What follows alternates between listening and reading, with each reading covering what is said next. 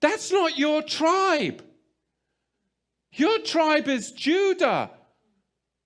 Muhammad's tribe enslaved you. But I want to give you a brief history on slavery. I was just amazed, I got to tell you. I mean, when you come to America and you talk to people about slavery, you can talk to black people about slavery, white people about slavery, and they'll give you all this history on slavery, and it only goes back to the 16th and the 17th century. And you're like, don't they teach you the history of slavery? Why? Ask the bloody question. Why are they only teaching you the history of slavery as far back as the 16th and the 17th century? Why are they only going that far back? Because they don't want you to go farther back than that, because then you'll actually find out the truth. But from the 16th and 17th century, we'll teach you about slavery. You've got to go further back, and you've got to understand and question, why do they do this throughout the whole of America in all the public schools? Why do they only go back as far as the 16th and the 17th century to talk about slavery? We've got to go further back than that.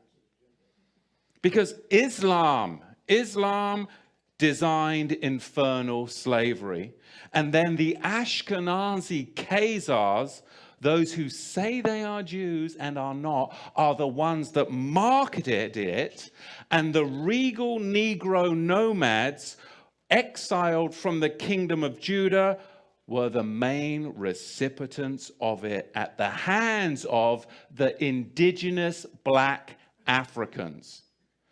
Because you've got to understand, the regal class of the house of Judah came down from Israel, and they came into the land of the black Africans. And the black Africans resented the regal class of the house of Judah in their land, because they had laws, they had customs, they had civility, and they were a regal class of Negro that came down into Africa. And later on, it was the Ashkenazi, the Islamic slave traders as well, that then worked together with the indigenous black Africans to enslave the regal house of Judah. This is what we've got to understand, but you've got to go back before the 16th century to understand the roots of it. So we're going to see, as we dig into this, where this slavery came from, because it was really a system that was very, very well crafted. There was Islamic masters, and there were white Ashkenazi Khazar ship owners.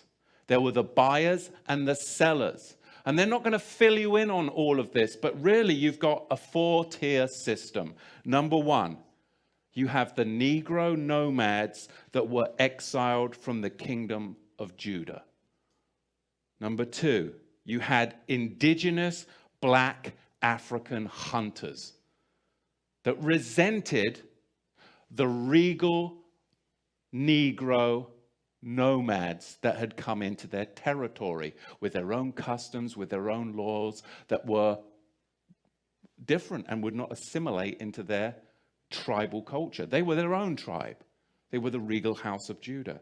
And number three, you had Islamic trappers that worked with the indigenous black Africans to trap the regal Negro house of Judah.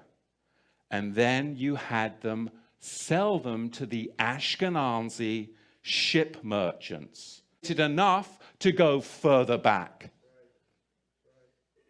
Do you know how many blacks in America have been lost to Islam?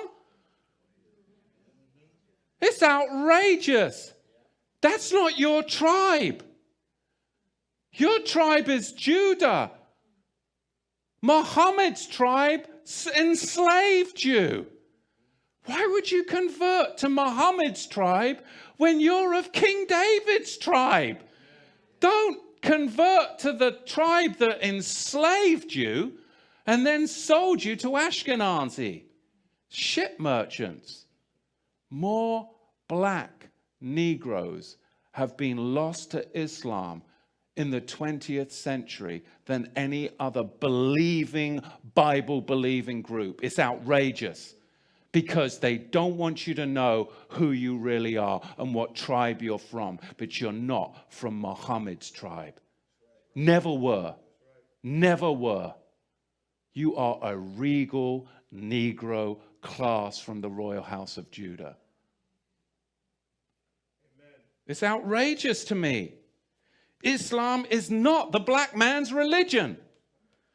It's for those of the Banu Hasham clan of the Quraysh tribe. That's who it's for. It's not from the tribe of Judah. Never was, never will be. It was never the religion of the Negro nomads in Africa because they were exiled from the kingdom of Judah. In Joel chapter 3, verse 6, it talks about these indigenous black Africans in collusion with the Ashkenazi because they were selling the Negro house of Judah to the Greeks. And who did the Greeks? The Greeks, they invented democracy, didn't they? Didn't they just? You see, Africans weren't selling their own people. They were selling a tribe that had encroached upon their land, a higher educated, regal class that had judges, coppersmiths, goldsmiths, and all of this, and they did not assimilate in, and they wanted their stuff, and they wanted to get paid by Islam, and Islam wanted to get paid by the Ashkenazi ship merchants.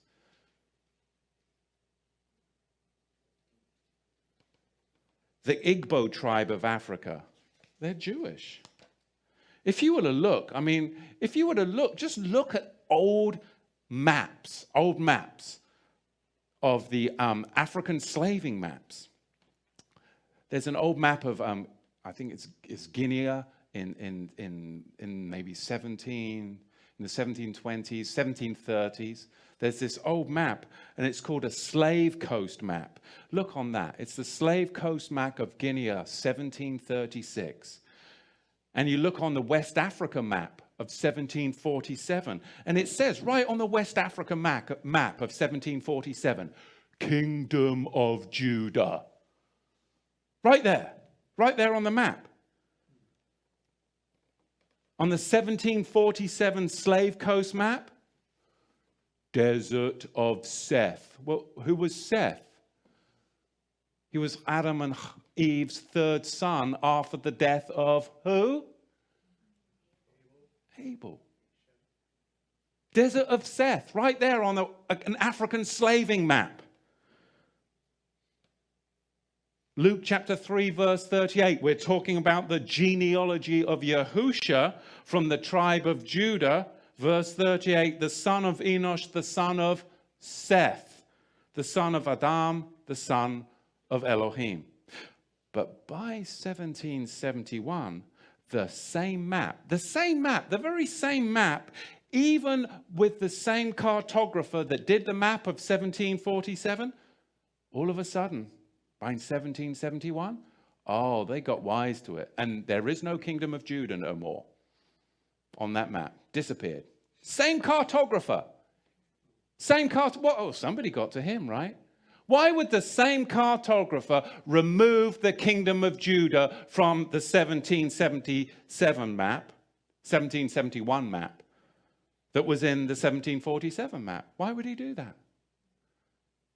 You see, you've got to go further back, because the more we go along this timeline in this day that we have, people don't understand what has gone on in the past. And we are making the very same mistakes as we come to this apocalyptic time of days that we're living in. We're enslaved. But all of those areas around what we call today the Slavic regions, they were, of course, enslaved by Islam. What's the number one slaving country today? What's the number one country that America is economically, politically in bed with? the #1 slaving country in the world today, Saudi Arabia. Our whole currency is connected to a slaving country that enslaves women, children, and men from all over the world. And they say nothing. And they're funding our politicians. Funding our politicians. And you don't think this message is relevant? Because people just, oh, well, let's just stick to, safe and secure. Meanwhile, we're all going down the street to destruction. Do you really think they care what color your skin is?